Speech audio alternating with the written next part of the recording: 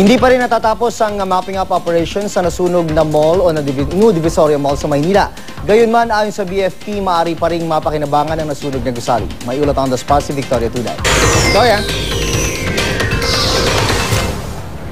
June 3 araw nang nakalilipas simula nang masunog itong New Divisoria Mall dito sa Maynila.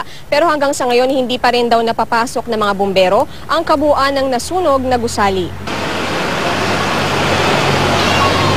Bagamat natupok na ng mga bumbero ang apoy na lumamon sa Divisoria Mall, matindi pa rin daw ang init sa loob ng mall kaya't hindi pa nila magawang magtagal sa loob.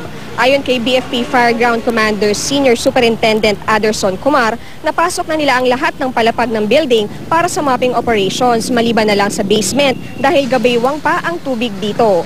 Sa basement, pinaniniwala ang nagmula ang sunog, partikular sa isang tindahan ng mga laruan. Sa ngayon, may usok pa rin na nagmumula sa Divisoria Mall. Ayon sa mga otoridad, singaw na lang ito ng nagdaang sunog. Maaring sa susunod na linggo pa raw makumpleto ang mapping operations. Sa tansya ni na Senior Superintendent Kumar, humigit kumulang 250 million pesos ang halaga ng mga nasirang ari-arian. 80% rin daw kasi ng Divisoria Mall ang natupok.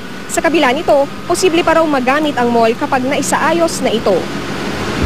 Depende na yan sa Office of Building Official kung ano ang assessment nila after our mapping operation.